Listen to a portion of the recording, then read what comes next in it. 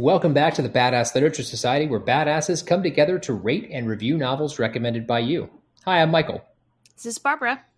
And I'm Lauren. She's back. So this month we read The Southern Book Club's Guide to Slaying Vampires by Grady Hendrix. It was recommended to us by Christine on Facebook. Thanks, Christine. Sure do a quick shout out to all of our listeners out there. I wanted to take a little moment here to share some information from our Spotify Wrapped that we got for the year of 2021. So for us, hours listening was up 297%, which is crazy. Streams were up 354%, which is also crazy. Actual listeners were up 190%. And then people who follow or subscribe to our podcast was up 233%. All crazy. All crazy. All the love and thanks to the people who listen to us on Spotify. I feel like we've blown up on Spotify more in 2021 than we had previously. Also, we apparently people in 34 different countries listen to our podcast, including 6 brand new ones. So welcome brand new listeners from Luxembourg, France, the Netherlands, Chile, and Peru. Pretty exciting stuff. So moving on from there, let's talk about the author a little bit of this book. The author is Grady Hendrix, who is an American author, journalist, public speaker, and screenwriter who's known for his best-selling 2014 novel Horror Storm. Hendrix lives in Manhattan and was one of the founders of the New York Asian Film Festival. Barbara, do you want to tell us a little bit about the book itself? Yeah, so the book was originally published on April 7th of 2020. The genres are horror and paranormal. It is 410 pages.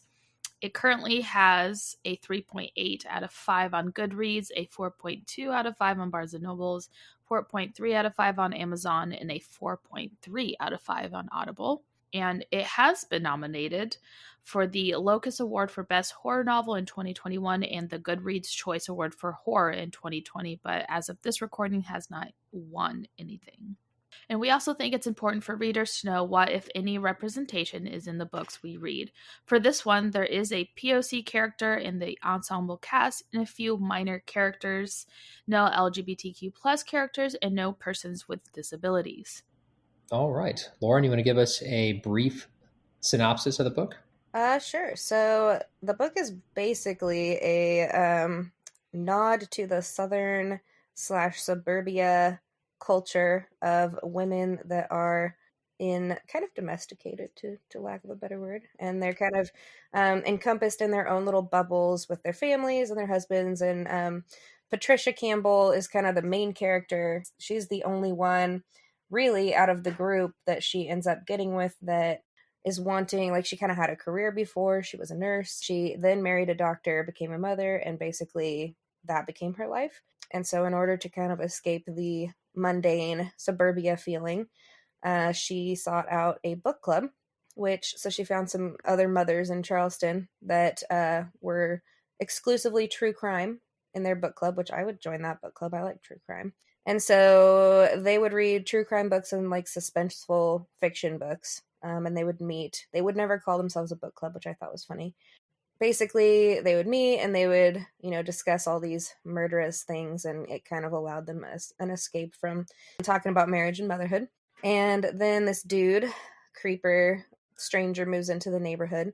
And the book club's meetings turn into speculation about him and what he's doing there and who he is. Initially, Patricia is attracted to him, but then local children go missing and she starts to kind of suspect him being involved. And so she, being the true crime person she is, decides that they're just going to start a little investigation, kind of suggesting that he is in the likes of Jeffrey Dahmer or Ted Bundy, being attractive and persuasive or whatever, charming, but she also suspects something devious. And so the book is essentially the journey through trying to figure out who this dude is, what he's doing there, and ultimately how to protect their children. So let's start off how we always start off here in the no spoilers section. What did you think about the Southern Book Club's Guide to Slaying Vampires? And remember, again, no spoilers. Yeah, I was not a fan of this book. I thought it was super slow with only mildly interesting bits thrown in every few chapters. I was not attached to any of the characters, and the plot wasn't great either, at least not for me. The only aspect I actually really enjoyed were the horror scenes. I will say that it is well written in the sense that the words flow and the horror scenes are described well and well written. And I liked that aspect of it. But besides that, this was not my book. Not a huge fan of this one. So I'm kind of on the same boat as Barbara. I really liked the book at first. We first started reading it, getting into it. I really liked the premise. I thought it was this cool, campy idea. I thought that the characters at the beginning were interesting, but the book was pretty slow, without a lot of action going on. It just never really. It felt like it had a good start, but it never really picked up and started going. Like Barbara said, I did enjoy the horror scenes. I thought they were very well written. There were a couple conversations we had where I told her that I was genuinely kind of squirmed. Like it was kind of some grossness in the gore, which can only be done if it's well written and well described, which it was. Those scenes were really cool, but for the most part, kind of a letdown. It's a book I was looking forward to, and it did not hold up, so to speak. And then there were some other scenes that occurred that we'll go into in more detail later, but that also kind of ruined the book for me. But that's kind of where I was at. Yeah, I agree. I thought it was just okay.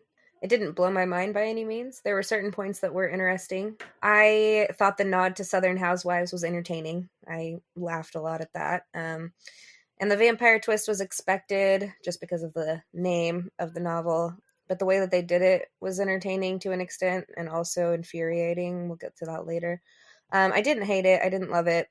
The one thing that I did hate was the unnecessary addition of some traumatic scenes later on that added literally nothing to the plot and served solely as a shock factor for the audience. And so I don't like it when authors do that. I know that some authors feel like that they need to have something to make you go, oh, wow. But I thought it was unnecessary. So I think just overall, that kind of colored the book for me too. Kind of sounds like we were all kind of on the same page on this one. So we're not going to go into our individual ratings now. You got to wait for that at the end. But our group score for this book was a 4.83 out of 10. That's low. That is low. Ouch. That is low. After what we just said, it's not shocking. So follow-up question, would you recommend this book? And no, I would not. What's funny about this question is that, like I said before, I enjoyed the book at first, and I was enjoying it so much that I actually recommended it to two people. I told them that, hey, this is the book we're reading for the podcast this month. I think you guys might like this. And after I finished the book, before they even started it, thankfully, I actually rescinded my recommendation, told them both that, no, I can't in full faith recommend this book. So no, I'm not going to recommend it to our listeners either. It was fine, but nothing. If I had never read it, I would be just fine and content with my life.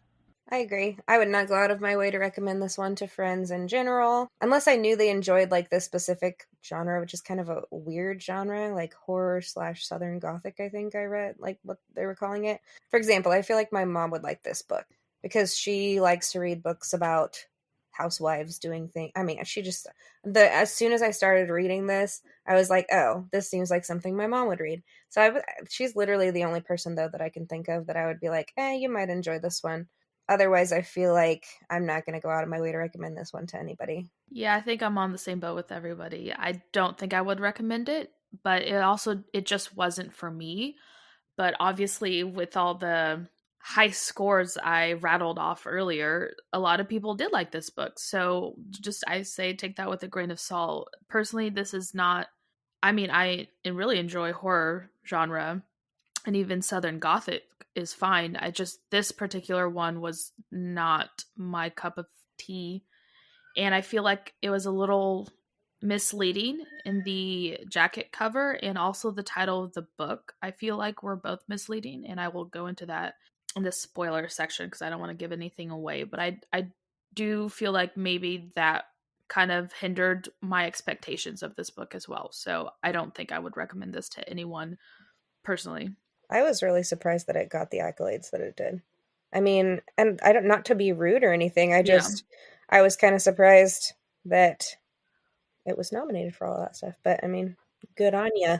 If you read some of the reviews on Goodreads, I'm like, did we even read the same book? I was thinking that too, looking through them, because when I went and gave it my rating on Goodreads after finishing it, I was like, man, am I the odd one out here? Did like everybody else seemed to love this book. There were very, very few negative ratings, it looked like, on those sites, but to each their own, I guess. So for those of you leaving us at this point, don't forget to give us a rating if you like us, or leave a review if the platform you listen on allows it.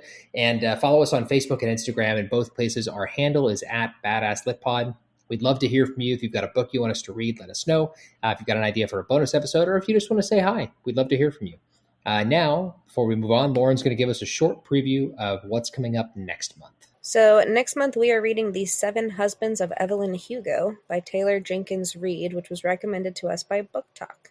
And the preview for that is: aging and reclusive Hollywood movie icon Evelyn Hugo is finally ready to tell the truth about her glamorous and scandalous life.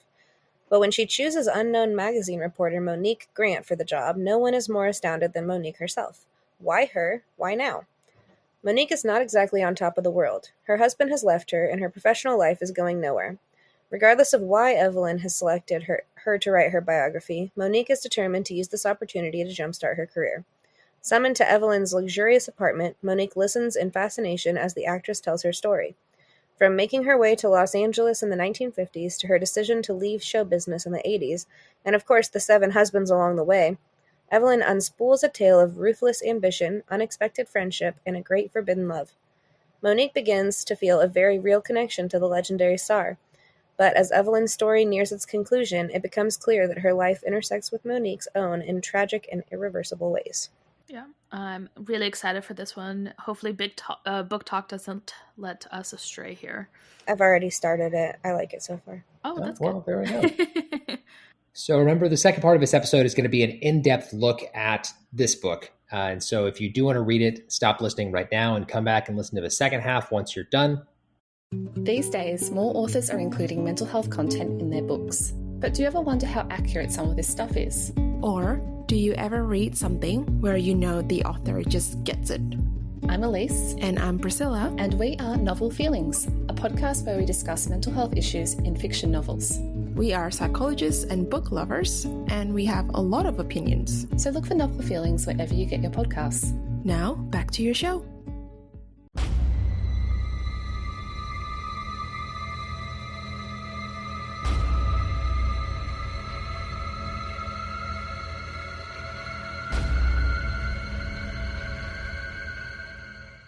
Now, for those of you sticking around for the spoilers, here we go. All right. Hey, we did want to issue a trigger warning for our discussion for the spoiler half. There are some scenes, one scene involving sexual assault, and another scene involving death of a pet. So some trigger warnings there that we will just issue for you guys if you don't want to hear about those things. We wanted to let you know. Thank you, Lauren. So we're going to start off the second half of the podcast like we always do, and we're going to give out the Badass Character Award. Mine is Mrs. Green. I feel like she was the only character I actually enjoyed and stomached through. I didn't have any issues with her character or characterization, and I thought she was the only one who from the get-go was like, okay, we need to do something about this, and we need to do something about this now. And all the other ones kind of dragged their feet. And yeah, that's pretty much, like, it's not a lot to say, like, because there weren't that great of characters personally for me. So, but I think Mrs. Green is the only one that I didn't have an issue with. Not going to disagree with you because I also picked Mrs. Green. I thought she was a badass in the book. Some of the stuff that happened, I mean, just her attitude and some of the comments that she made me laugh too. And her, I guess, she had like a little bit flippant attitude towards all of this. Like she's just like it doesn't really matter. We just need to get it dealt with. And in particular, the reason I nominated her was probably the scene, the mid part of the book when she's protecting or trying to protect the grandmother from the swarm of rats. That was she was very brave in that scene, which I think earns her that title. I feel like you guys always pick the same character, so I can never win the Badass Character Award. I wouldn't say that. It's true. We're against you. I feel like it's you true. And Michael, I feel like Barbara picks one and then you just probably follow. I picked mine first this month. I'd like to point that out. Okay. Well, I picked Patricia, and I picked Patricia because A, she is like the main character, and B, she was the one that was super persistent towards the fact that they needed to do something about James Harris later on. And basically, if it weren't for Patricia, nothing ever would have gotten done, and he would have kept doing what he was doing and assaulting people and feeding on people and corrupting their children. And so, yes, Mrs. Green did originally say something needed to be done, but if it weren't for Patricia, nothing ever would have happened.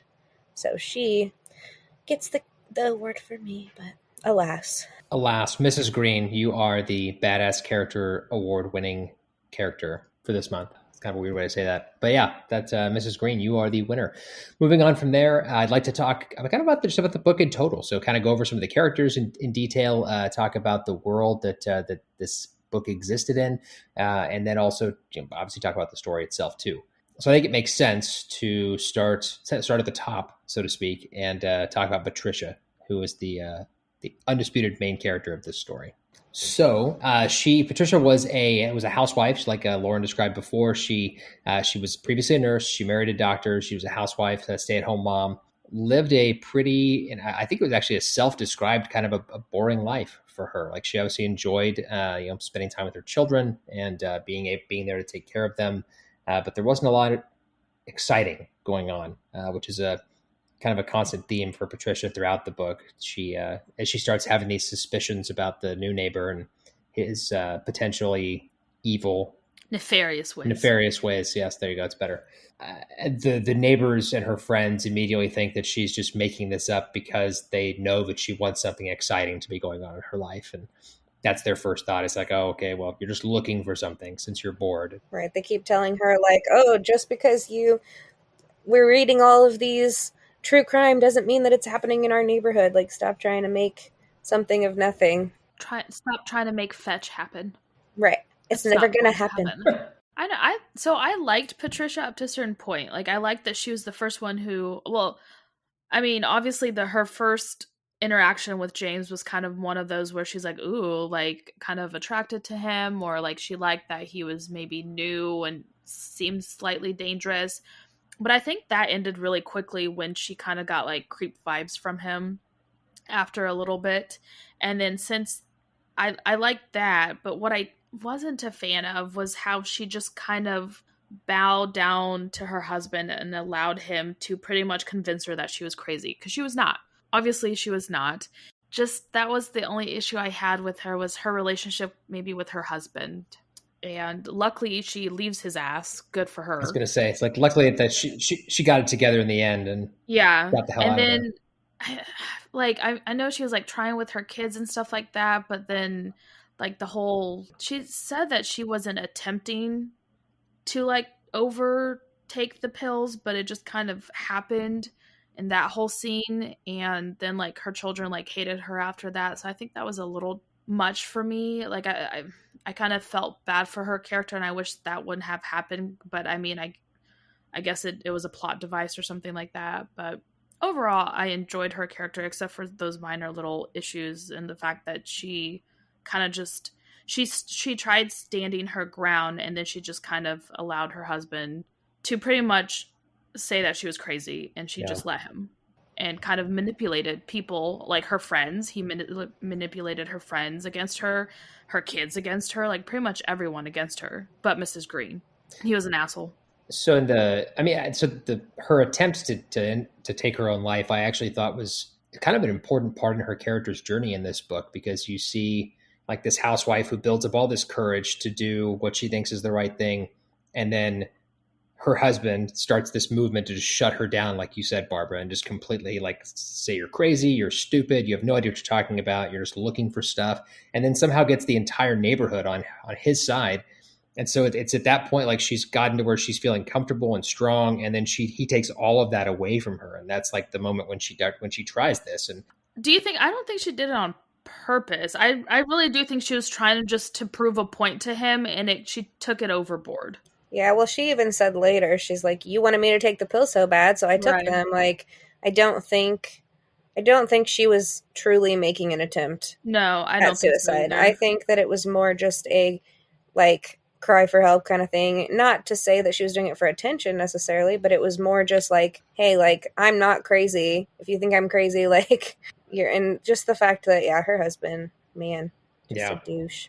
It was a good arc though to see her like go, like her character went from like bottom up to the top, and then Carter pushed her all the way back down to the bottom. And then you got to see her kind of rebuild in the second half of the book after that. Started at the bottom, now we here. Exactly. In the words of the immortal words of Drake. Indeed. But so, I mean, I liked Patricia's character. She was obviously the only main character. I guess you could maybe argue that James Harris was a main character, but I think Patricia was really the only. So, of all the chapters, we pretty much it's third person, and we get her point of view only, except for a few chapters at the end where she's knocked unconscious, or I don't know, dealing with the after effects of blood transfusion, if you want to call it that.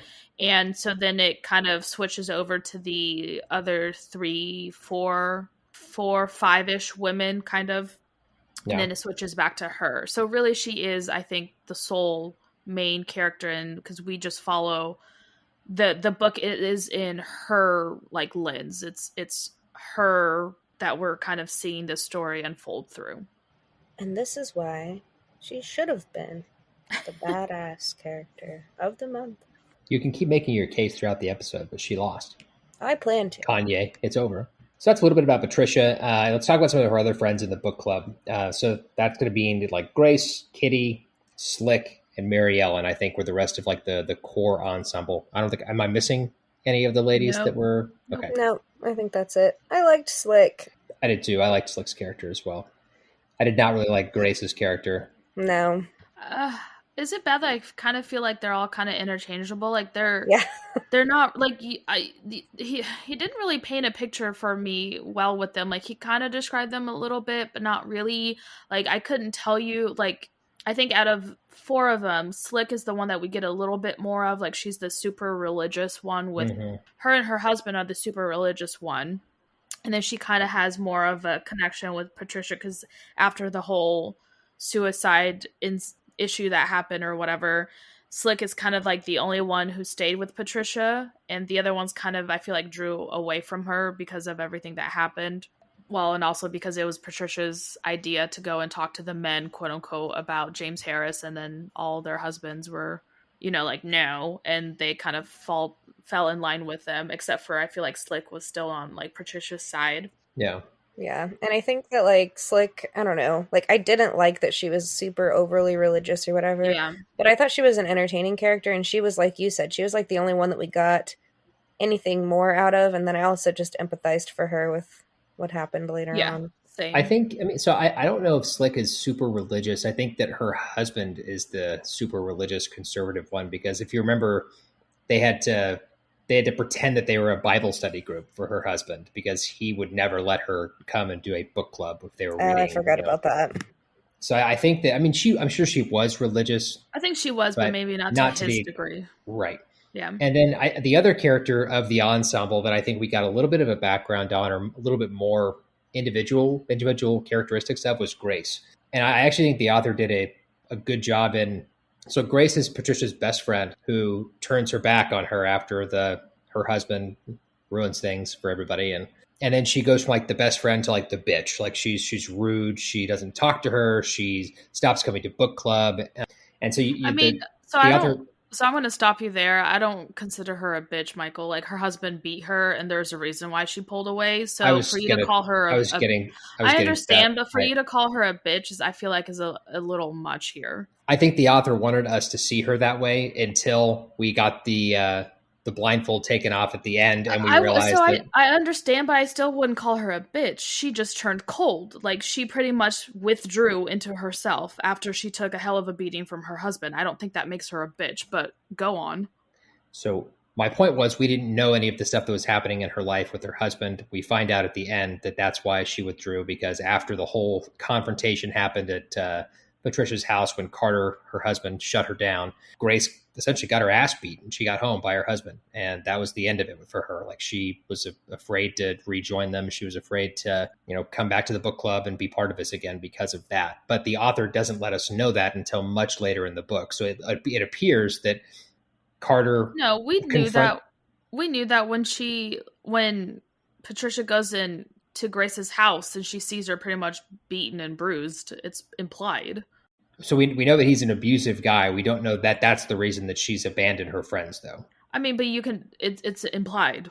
it's I can see implied. it. Yeah, I can see Like it. it's implied that like he pretty much, what I'm assuming, told her like, if you ever, try to cause any issues against James Harris or anything like this, and you go with those women, like I'm probably going to like hurt you to the point where you're gonna die, type thing. That was kind of how I interpreted it, was that he basically said don't get involved, Exactly. but that not necessarily that she couldn't like be friends with them, just that like, so I feel like I see it from both sides where it's like, yes, your husband, like you took a beating and like he probably said, hey, you better not go after James Harris or whatever, but I don't know that her like, and she probably just in turn decided to distance herself entirely, but I don't know that it could be entirely assumed that she was told to abandon her friends completely. But I definitely understand and empathize both ways. Yeah, I don't think he was like, hey, you can't have friends. I think it's more, hey, don't get out of line. Like, I told you not to get involved in this shenanigans. You can have your book club, but like none of this crap where you think you guys are like heroes and saviors and you're going against what I want you to do. I don't think he ever said like you can't have friends. I think it was probably easier for her to pull away than to get involved. And I guess, so we're going to talk about James Harris in a lot more depth in a minute, but we should point out that the reason I think that all of these women's husbands were anti-Patricia, because James Harris kind of squirms his way into their friendship group and It's becomes called money. A major investor. He promised them he's going to make them rich and all the stupid, like, let's just elephant in the room here. All the men in this book are trash. Literally every single man in this book is trash. There is not one good male character in this book. Not freaking one. Which is really funny because the author is male.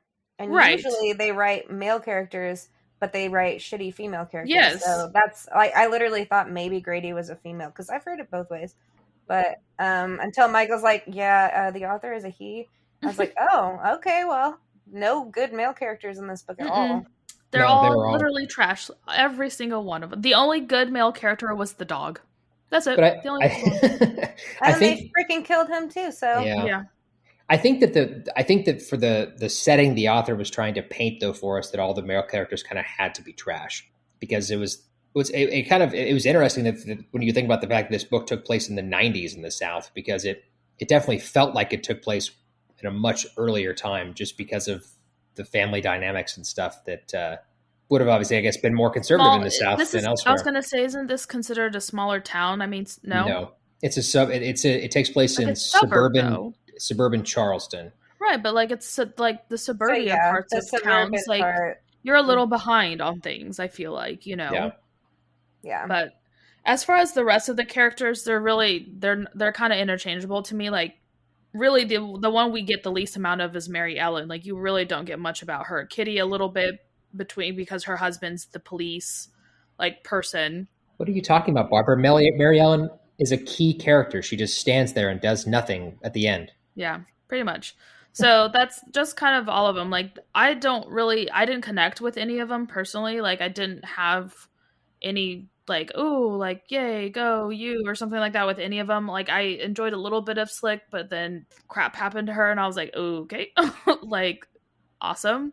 So yeah, I didn't think there were all that interesting of characters, to be honest with you. Yeah, that's fair. And like you guys both mentioned before, I feel like you could have switched them around and there wouldn't have been any big change. Like there wasn't a lot of difference, even between Patricia and them in the background. I mean, you just got more of Patricia's life was the only difference. Right. Because we followed her and not the others. So let's talk about James Harris, the antagonist of the book. Ugh. Yeah. Slimy. Very slimy. What's interesting, I guess, so I guess we'll deal with the elephant in the room here first, that the scene that ruined the book for me was an unnecessary sexual assault scene where essentially, because James Harris is angry that Slick is trying to run him out of town. She threatened him. He just shows up and rapes her. Just completely unnecessary. Didn't add anything to the plot. Didn't really, I mean, just asserting dominance, I guess, but like literally just you could take it out and the book would be the same. Right. So I feel like the author just put this in for shock value, which pisses me off. Like, you could have had a different way of how he could have like killed her or like mutated her to breed his own other being type thing. Like, there's Well, better there's ways like, of handling that, I feel like. the author had already made like the vampire feeding in this book like sexualized in the sense that Right. like they Yeah. were feeding like the artery right by your pubic region. It's your Like femoral artery is he the could word have you're looking for. he could have just as easily just had James Harris feed off her Right. and turn her into this like addicted crazy person, because that's apparently what happens after whatever the hell he is feeds. Like, and that would have been just as intense. It would have fit into the book. I mean, what it was felt out of place and just there for shock value. Like there was never any other indication that that James Harris even was like sexually interested in anybody like that. That was never a No. thing. I Right. think it would have been more effective if it had just been, even if it was like a dominance thing and he held her down while he was feeding on her. Like that would have been scarier to me and more effective in the book than this unnecessary sexual assault. Yep, that's what Yeah, ruined the book agreed. for me too. I mean, I already didn't love it. That came up and I was just like, all right, Yeah. just totally unnecessary. I'm kind of tired of like the violence against women for the sake of it. Like you have to. I feel like at this point there has to be. I mean, there's no good reason for it, but like maybe in a book or something like that, whatever. But I felt this was extremely unnecessary. Like there was no reason for it. You could have done. I would have respected him more as an author if he found a different way of that. Well, like you said, yeah, there are books where, that's part of the plot, like women surviving domestic violence or women, Right. Right. like where something like a sexual assault scene, like adds to the plot because it's part of the story. But there's a lot of authors that will just throw shit like that in and just like, oh, well, let's just throw in a rape scene. Like it's just not necessary. It makes me lose respect for the author. And it really just, like, I would have probably rated this book a 6, 5.5, 6. And if that scene weren't in it. Oh yeah, my rating probably would have been like a 7 actually if that scene wasn't in it.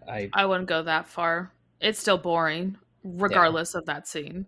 But I mean, I enjoyed the character of James Harris up until that scene. Like I thought he was a well-written bad guy, because the way that, he was so slick and like he was Bundy, Ted Bundy-esque. Yes. Very like personable, like Yep. promised you everything, whispered everything you ever wanted in your ear type thing. Anything he touched was gold, all these things. Like he had everybody wrapped around his little finger. Like, yeah, he was an interesting character up until that point. And then I was just like, ugh.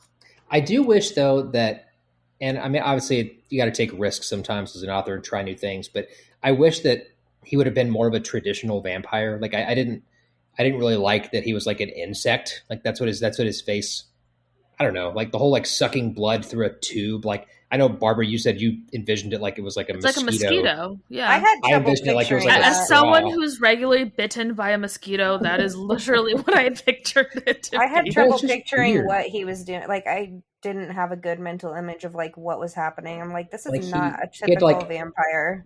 Yeah, like Unhinged his jaw. dislodged. Yeah. And like a little mosquito, like whatever their little like nose sucker thing comes out of. That's how I picture like a little sucker.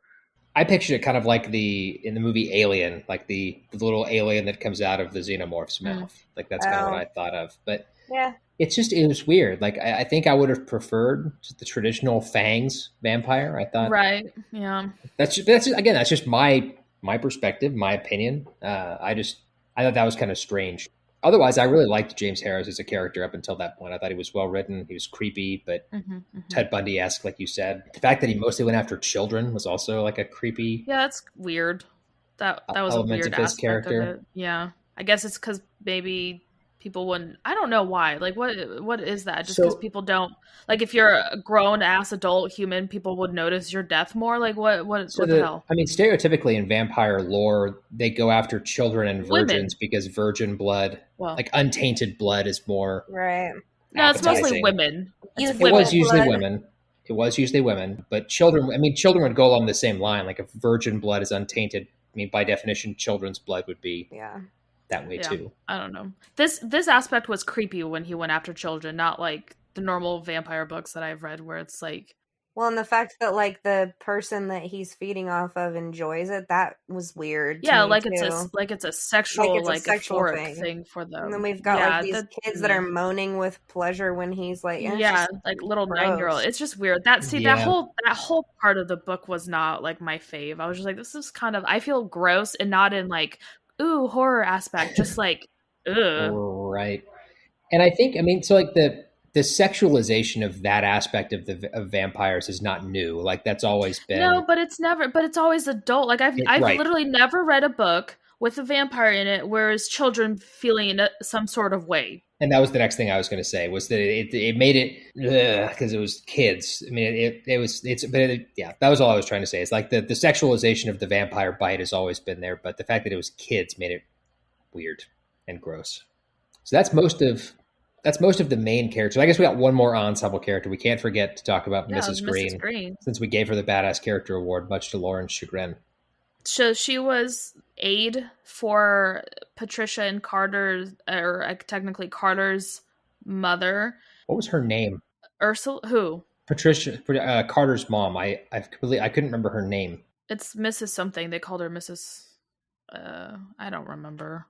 But anyways, so she was the aide, and then she was kind of there when, James Harris sent disgusting rats to murder her, essentially, and she kind of tried protecting her, but obviously it's rats. There's only so much you can do with thousands of rats on you.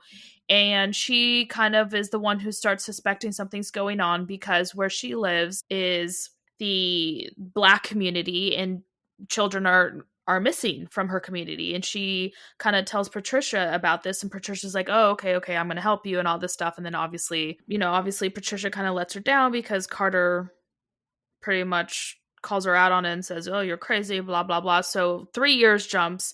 Mrs. Green is still the one who's like trying to advocate for these people, for her community, and like no one's believing her. And then finally, like, Patricia has a, I guess, come to Jesus moment where she's like, I can't let this go, and goes to Mrs. Green, and both of them kind of are the ones who get the ball rolling in getting rid of James Harris. And that's like, that's her character. Like, I don't know. I feel like he kind of went a little stereotype-ish with her character and all of these characters a little bit. And I know I feel like I'm jumping the gun here. We're talking about Mrs. Green, but like, was this book supposed to be satire? Like, I feel like I got hints of it, but I feel like if it was supposed to be satire, it's supposed to flip the switch on that. Like, he's making fun of the tropes of women, stay-at-home wives and all this stuff. And I feel like he didn't quite hit the mark on me, because I feel like some parts were a little racist for me. I don't know if you guys got that at all. I got that vibe too. I originally, going into it, because of the cover of this book and the title of this book and the description of this book being like a hybrid of like Steel Magnolias crossed with Dracula, like I was expecting it to be satire, but I don't really think it was. I didn't get that vibe at all. I don't know. What about you, Lauren? What did you think? Well, I didn't get that vibe until I think I texted one of you guys, or both of you. I texted the group chat and I was like, I feel like that Mom would like this book. And you're like, I think they're making fun of the whatever, like the suburbia housewives or whatever. And I didn't really pick up on that, like him like, making fun of them necessarily. I think it was more just because honestly, I have in the notes later, like, it's an accurate representation of not just Southern housewives, but suburbia in general, even in the Midwest. So I feel like maybe you could look at it a little bit as satire, but I didn't really see it that way at first. Yeah, I just feel like it was a bit misleading, because I literally thought this was going to be like Zombieland, like that, where it's kind of like it knows what it is and it's poking fun of its own genre. And this was not that. But anyways, I'm digressing. That was Mrs. Green. I don't know if you guys have anything else to say about her. Like, she was one of my favorite scenes is her literally hacking away at James Harris, and I thought she was brave of doing that, and how she stood by her guns regardless of what happened to her. Like, she lost her job, her way of providing for herself, and she was the only woman out of all those other ones who still said, screw this, I'm still going to do this. regardless of what happens to my social status, regardless of what happens to me, because these children need to be protected. And the other ones are like, oh no, mustn't disturb our suburban lifestyle because our husband says so. And that's what really bothered me about that. Like, she was, and that's why I feel like I gave her the award, because she's the only one, regardless of what happened to her, she didn't care. She's like, okay, I'm going to lose my way of providing for me and my family, but this is outside of this is more important than just me and my family. These are children in my community that are dying or killing themselves or whatever is happening or missing all this stuff, and I need to do something about it. Yeah. And there was a bit of not necessarily, I mean, racism to an extent, just the fact that Patricia and them didn't get involved until it affected their community versus the what was it called? 6 Mile. 6 Mile. Patricia tried to get involved when it was it was her friends that refused to get involved until it affected their community. Patricia tried to get involved when it was the kids of 6 Mile. But she left it for 3 years, Michael. There was a time jump of 3 years that it kept happening, and she just stood by. The 3-year time jump was after her pill thing, right? Correct. Yeah, but as a group, they really didn't go into any action or anything until it was in their neighborhood. So I got to talk about Miss Green, that scene, because I said I was going to come back and talk about it some more. But the reason, like the scene where it was her and Ragtag the dog and Miss Mary versus like what felt like thousands of rats. I'm sure it wasn't, but it felt that way in the book. And this was one of those horror scenes that I think the author did a really good job writing, because that was I don't have a problem with rats. Like I've never been grossed out by that, but like, this scene like really kind of like just made me like, ooh, it was, I guess you find out later, James Harris apparently can control rats. It's one of his vampire abilities. And he sends in this swarm of rats to take care of Miss Mary, because Miss Mary has a picture of him and recognized him from when she was a child. Yeah. And he apparently did this same routine back then. But it was number one, it was a super creepy scene, like just the rats crawling all over everybody. And number two, it was cool to see like Mrs. Green, like essentially Mrs. Green and Ragtag go toe to toe with these rats and try to save Miss Mary. They all end up in the hospital.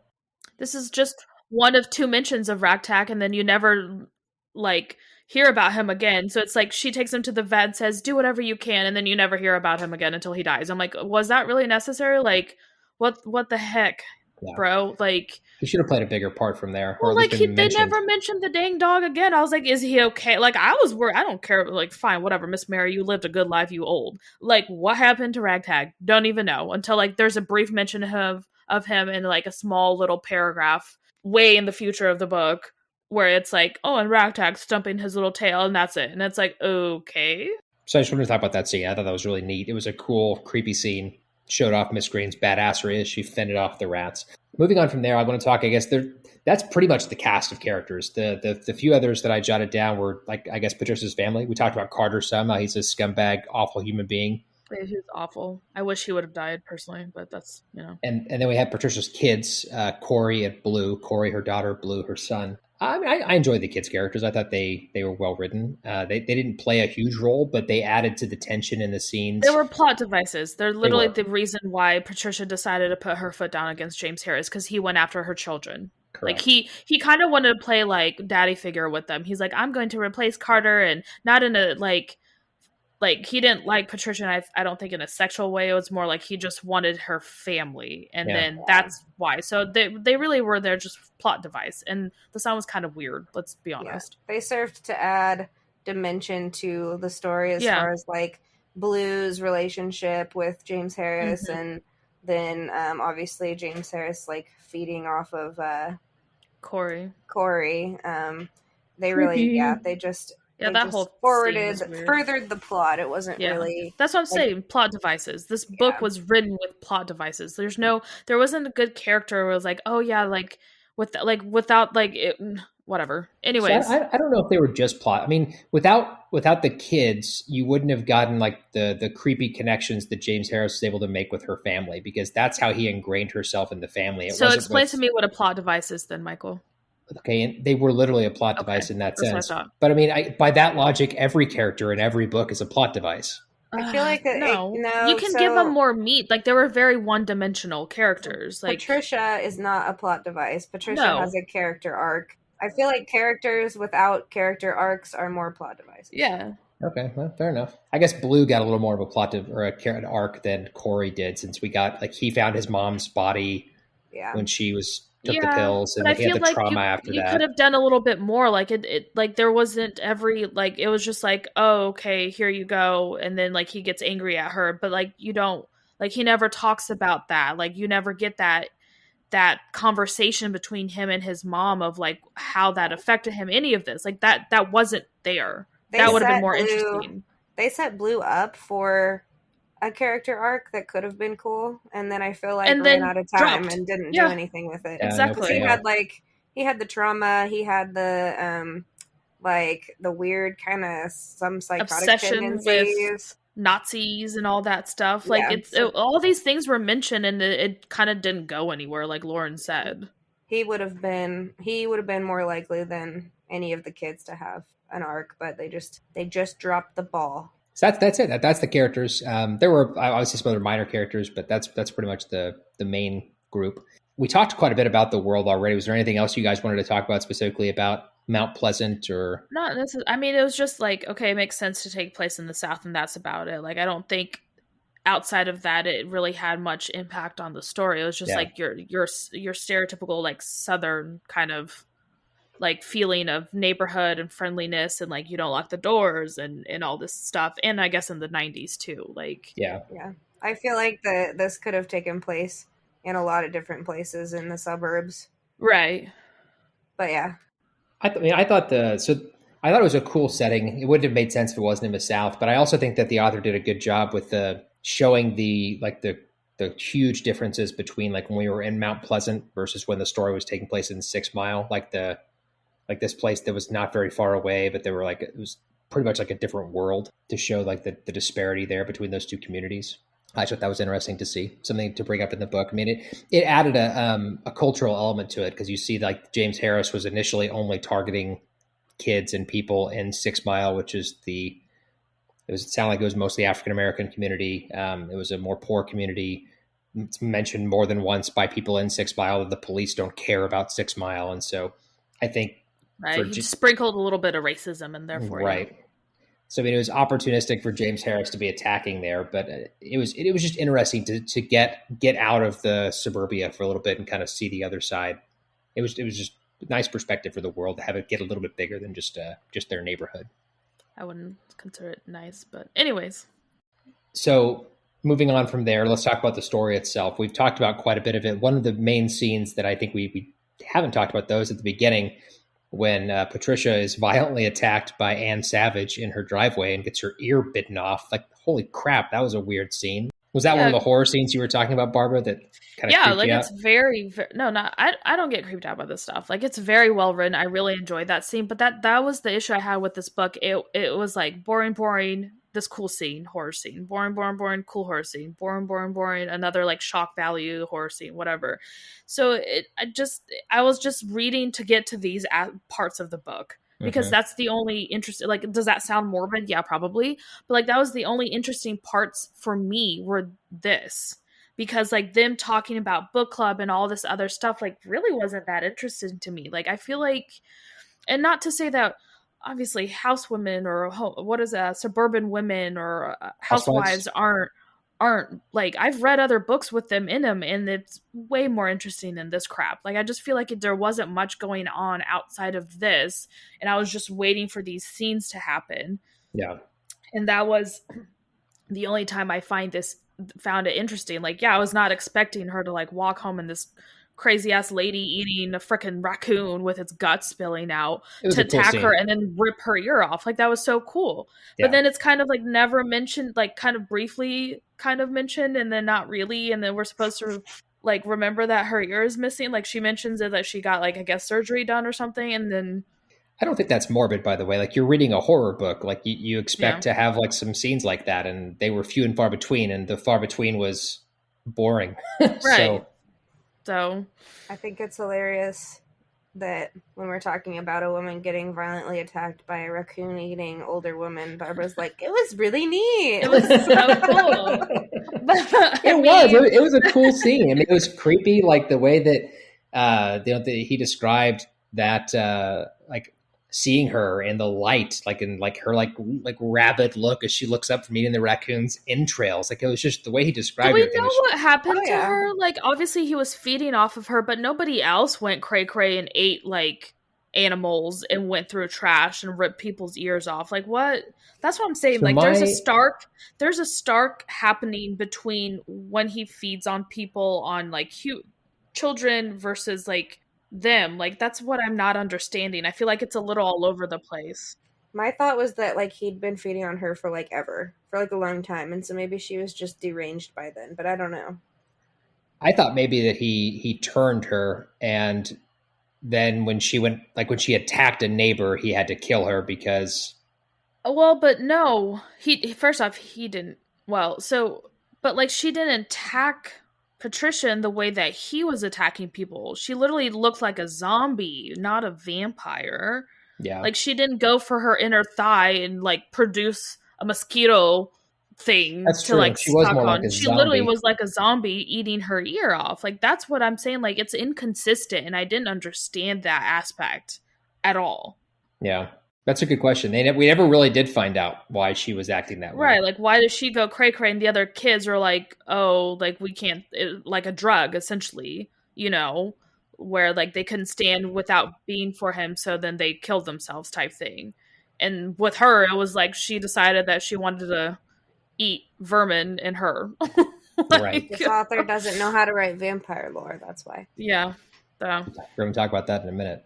Actually, speaking of that, let's move on to some of the questions that I had on this one. So the first question that I really wanted to talk about here is, so we talked about it a little bit earlier, but Patricia is the one person who remains suspicious of her handsome new neighbor despite his friendly and charming exterior. Why do you think that she, out of all the people that James Harris knows in this quiet neighborhood, is more prone to considering the possibility of a menace in their midst than her friends and their families? So everyone else I felt like is representative of the true suburban way of sweeping things under the rug and keeping up appearances, and no one wants to ruffle any feathers. Everyone wants to keep the peace, save face. Patricia is the only one who, like I've been saying, is willing to stand up and protect the children in her community. And she seems to be the only one who's had a life outside of domesticity. Like she was a nurse and she misses it, and we learn about that a little bit more. And she's less keen to abide by the suburban, like, life is good facade. So I feel like that's why she is more prone to looking into it more, just because she's not as likely to want to just, like, sweep everything under the rug and abide by the whole don't say anything, don't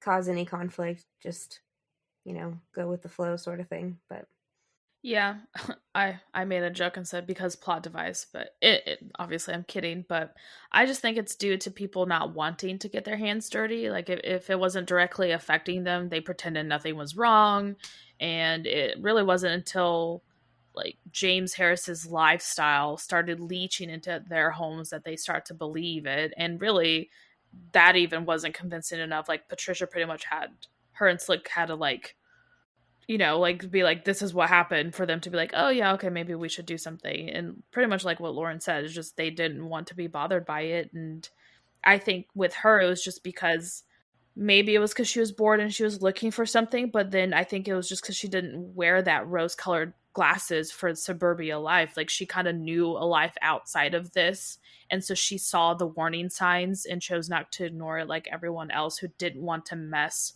with their lifestyle and didn't want the messiness of living, essentially. My thoughts on this are pretty similar to both of you guys. Essentially, because it's easier for them to, like, ignorance is bliss, right? Pretending everything's okay, everything's normal, their perfect life is still intact, and none of the neighbors wanted to admit there was a problem until James Harris gets out of control and affects them. Like they didn't want to pretend, or they didn't want to think about somebody like him living in their precious high-class suburban neighborhood. That was too out of the norm for them to want to focus on. So I also want to talk about the end of the book, which was one of the better scenes, but we'll get into that in a second. How the women came together to end the threat to their community. Do you think that their actions were justified, or do you think they went too far? Okay, I mean, they only came together, like I said, because Patricia and Slick forced their hands. But sure, women power, whatever. I think it was super justified. Like, homeboy needed to be cut up in little pieces and disposed of. Like, that by far was one of my favorite scenes that happened, really, if not my favorite scene of the whole book, because shit actually happened and we weren't just reading about the progression of it. Like I said earlier, I literally thought, first off, the title is super misleading because it says vampires. There's one vampire throughout the whole book, and nothing happens to him until literally the last part. 2, there is no southern guy to slaying him. Like, it was literally, they just kind of were like, we need to get rid of him, here it is. Like, there was no, like I mentioned Zombieland, where they're like giving you a lowdown of like what to do if this happens. Like, none of that happened in this book, so misleading. But yeah, 100% justified. Yeah, I'm with you. 100% justified. One of the better scenes of the book as well. Like, I thought it was one of my favorite scenes too. If anything, I actually wrote down they didn't go far enough at the end, because they chop him up into pieces, but his pieces are still like squirming and moving in the bags they're putting him in. And I think they burned him, right? Like they took his, like, the bags to be cremated. No, they put the bags in like a freaking mortuary vault. Okay. And so he literally, he's alive then. He's still alive. He got to writhe in pieces for the rest of eternity, which I actually liked better than if he got to be at peace. Yeah, like, even at the end of the book, she says that she can still hear, like, if... Yeah, like, she went to, like, the mortuary or whatever and put her ear up against the thing, and, like, she could still hear it. Still hear, like, him. So my thing there is, so that's fine if you really think that that's how it's going to work. But, I mean, his pieces were trying to, like, wiggle their way back together. Like, what's to say after 1,000 years he can't... because it's in different different bags. Like, there's multiple pieces in different bags, sweetie. But aren't all the bags in the same place? Yeah, no, but I don't think his arm can eat through a bag. I think it was different. Like, I think they had two land plots or whatever you call it, 2 grave plots that they put him in. Yeah, my understanding was basically that he was just gonna writhe around aimlessly for the rest of eternity, which was satisfying to me. Yeah, that's effective. Yeah. So I wrote down, I thought that they should have actually killed him, which would have been, taking these pieces, scattering them on somebody's lawn as the sun comes up, and letting him... I don't think he would have died like that, but... burned to dust. Well, he never came outside during the day, so my assumption was... He did, actually. He did. He was, sun intolerant. It was not a typical vampire story. He just looked like me, like, when he went out in the sun. Like, you just sweat balls. You don't think he would have eventually, like, that? No, that was not part of the lore. I don't believe so. Okay. We'll get into that later, Michael. But I do think that their actions were justified, like you both said, and he deserved what he got. I was satisfied with him writhing around forever and ever, aimlessly trying to connect his body back together. That was satisfying. And I waited the entire book for a scene like that. So it came at the end, and it was a good scene, but I wish there would have been more scenes that were, I don't know, exciting like that. And like Barbara said, there's one vampire, so I was thinking maybe that there would be multiple vampire slayings throughout the book to kind of keep you engaged, but yeah. You mean you were disappointed that was the only vampire slaying in a book that's called Vampire Slaying? Yeah, I was a little bit misled. I felt I don't know. I felt like the book misrepresented itself. Yeah, I don't disagree. So now let's talk about, moving on to James Harris in more depth, let's talk about some other vampire horror fiction. So what elements of vampire lore has Grady Hendrix expanded upon, discarded, or added to the genre? And do you think he successfully furthered readers' expectations for the vampire novel or not? So, I mean, I didn't like what he did. Like I was talking with Barbara about this earlier. Like obviously, the author has to take risks. I get that. But the whole mosquito bug thing, unhinging his jaw, like that was just weird. I didn't like, if you were to write a horror novel about a monster that does that, fine, but to call that a vampire, I thought was strange. Throughout, all sorts of different media of vampires, whether it's books, movies, TV shows, all sorts of things. I mean, the whole fangs have always kind of been a thing. I mean, some authors and some creators have altered it to where it looks a little bit different. Maybe like the fangs are always there, or they can hide the fangs, but nobody had ever had this like suction straw thing coming out of their mouth. So I think that by discarding that lore, it made it less of a vampire story and more of a monster story. And as far as the other thing, I guess, that we were just talking about, I mean, if you guys are right and the sun doesn't affect him at all, taking away his general, like, vampire's usual weaknesses, I think is strange too. I don't know. I wouldn't even really call James Harris a vampire in the traditional sense of the word. That's just my opinion. I'm curious to know what you guys thought on that. Yeah, I disliked almost everything about the vampire lore in this novel. It really went against everything that I've ever read with vampire lore. Not everything, I guess. Like, it had some elements, but I like it when an author, like you said, takes risks or whatever and puts unique spins on things. This was stretching it too far for me. I did not like the thigh placement. I did not like the mosquito sucker. I think that's a good way to put it. Like, whatever that was. Like, You're welcome. Yeah. I didn't like the fact that he basically had nothing. The only vampiristic thing about him was that he fed on people that were alive. Like, he needed blood, but, like, he didn't have any limitations on going outside. It just made him uncomfortable. Like, okay. And then Also, he didn't feed on them. I completely forgot about that. Remember, he was using them as like a filtration system or something, right? Oh yeah, that was what was weird too. So it wasn't even everything, like, instead of just taking the vampire lore in general and adding something or taking a spin on it, he literally changed everything, and I did not like that. I don't know. Like, he didn't particularly, like, he was strong, but he didn't have, like, super strength. Like, he wasn't super fast. Like, there just wasn't anything really vampire-y about him that, I don't know. Maybe that's just... No, I definitely agree with all, like, there was all the vampire lore that I have ever read or seen or any of that, like, which I have an extensive knowledge of vampire lore because I used to be obsessed with vampire, as I feel like everyone was at a certain point in their life, has just been discarded in this book.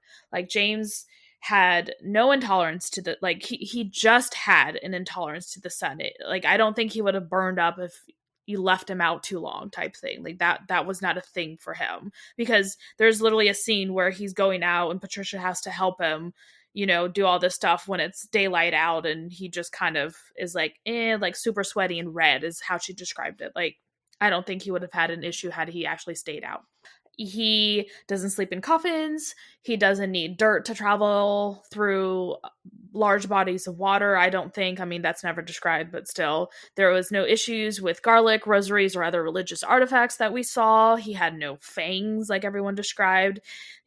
Although the pendant that he used, like I said, to quote, filter blood was really creepy, and I kind of did enjoy that aspect of it just because it was different. That's literally the only part of all of this, that I enjoyed. And like everyone said, like, I just kind of pictured like a little slimy, like, mosquito thing going on. But that would much be it. Like, the drinking from the neck has been replaced by the creepy thigh placement thing instead going on. Like, I was not a fan of that. And it was actually also never established if he, like, actually ate human food or used, like, what he called the blood transfusions as his only source of sustenance. Like, that was never actually explicitly said. Like, is that the only way that he can survive, is if he does, like, dialysis type thing with these people? He did eat human food.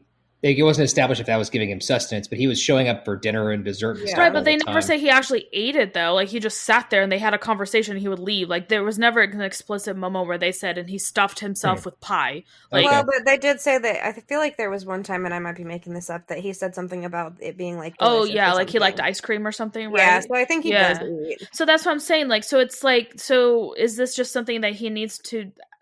I don't know. It's just like everything of lore, vampire lore that we've read and all this stuff just kind of got thrown out. Like Michael said, to call him a vampire, I think is very stretching it. Like, there's no vampire aspect of it except for the blood ritual thing going on. That's right. It. Everything outside of that, there was nothing involved. I was not a fan. Once again, misled. And it's funny because before this, the last book that we did, we're like, oh, we really like the vampire lore in this book, and it made me like want to read vampire books again, and this just kind of ruined it for me again. And I was just like, what the hell? So that's something we're all on the same page there, which makes this next question going to be kind of an interesting one to see where everybody stands. But who is your favorite character in this book and why? Well, you already know mine was Patricia, and that was only because she was persistent enough to eventually end the life of that douchebag. Because literally, like, obviously there were things I didn't like about her. There were times throughout the book where she was really annoying. There were aspects of all the characters that I liked and didn't like. but she would be my favorite because, one, there's not that many characters with arcs to choose from. She was one of the few that actually had a character arc. And two, like I said, she basically, if it weren't for her, James Harris would have gone on and continued to assault people and hurt children. Yeah, I don't think there's just not a lot to work with here, to be honest. Like, I don't think I have a favorite character.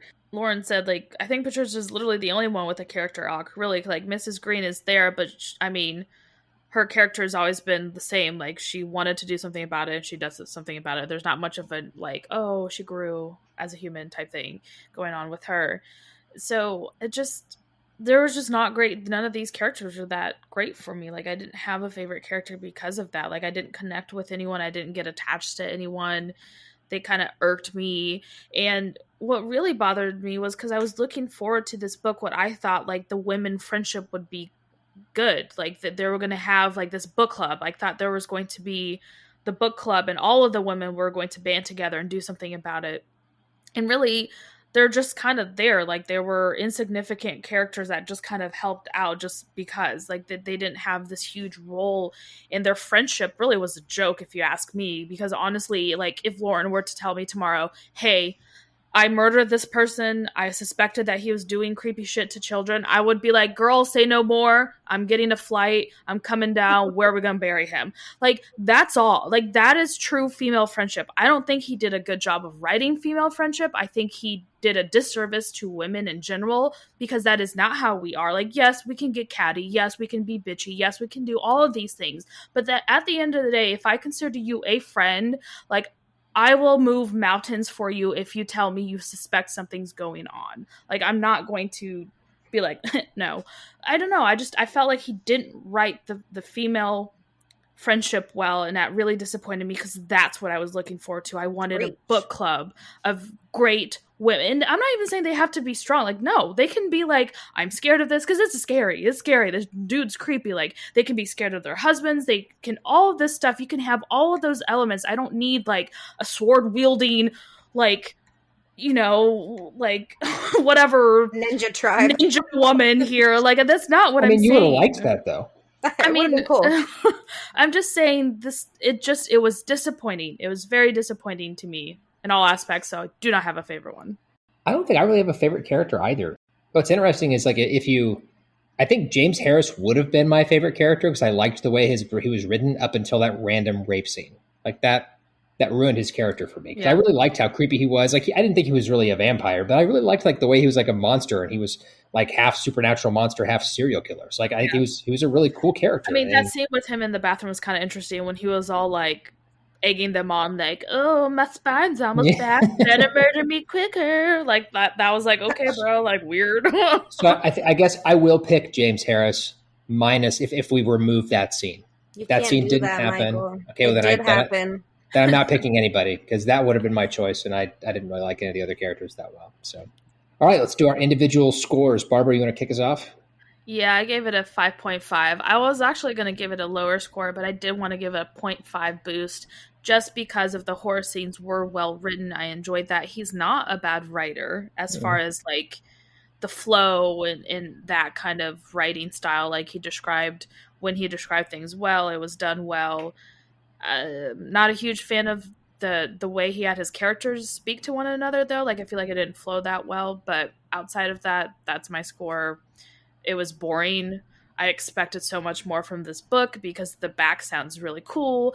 The title sounds really cool. All his other books sound really cool, but I will not be picking them up if this is how disappointing there will be. So you actually half answered a question I was about to ask you. I knew that he had other books on your, like, what to read list. Yes. Like, are they still on there? Or are no, I don't think so. Because if that's how, like, I feel like it's misleading. The jacket cover was misleading and the title. So if that's how, like, honestly, I might rent or, like, you know, get the Kindle loan from the library and maybe try reading a few chapters and see. Because if it's the same shit like this, like, no, I'm just going to return it. I'm not wasting my time on this. Because it was very disappointing and very, very misleading. Like, one of those books where, like, I think there's two where I was very misled. This is one of them, and, like, the worst. Yeah, fair enough. I was just curious. My score on this one, not great either. I give it a 5 out of 10. which is probably a little bit of a boost from where it would have been. I think that the author is a very talented writer. I really liked the way he wrote the horror scenes in the book. Overall, couldn't give the book a higher score than that just because of everything else we've talked about up to this point. So it was a 5 for me. Yep, mine was a 4, like I mentioned earlier, I feel like. And I think this might be the lowest I've ever scored a book, actually. I think it is. I think 4. I think I've scored one other as a 4, maybe. I don't know. Maybe that one was a 4.5. I'd have to go back and look. But it really was the sexual assault scene for me. And like a combination of just a lack of good characters, terrible friendship writing, like Barbara said, just not a lot of plot going on. Like it was just kind of slow. And then just, throwing like it probably would have been a 5 or a 6 if he didn't feel the need to throw in unnecessary scenes like that. So yeah, it was a 4. Sorry. So because of those, our group score in this one ended up being painful decimal 4.83 out of 10. Technically 4.83 repeating, but I didn't want to say 3 over and over again until the recording stopped. So it's your favorite. Yeah. I think this might be our lowest for this season. Like I don't think anything it's can definitely go our that lowest low for this season. Lauren, I was looking at the scores. I mean, actually, technically the season's only like 2, right, or 3. 3 with the bonus episode. This is the third one, the third actual review. This is the third one. Yeah. Lauren, you gave I Was a Teenage Ghost Hunter a 4. That was your other. Yeah, that one was trash too.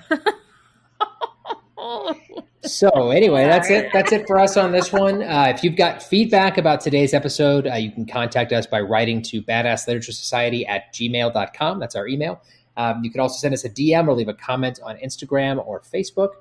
And make sure you are following Badass Literature Society for free in your favorite podcast app. Give us a rating and leave us a review if they allow you to.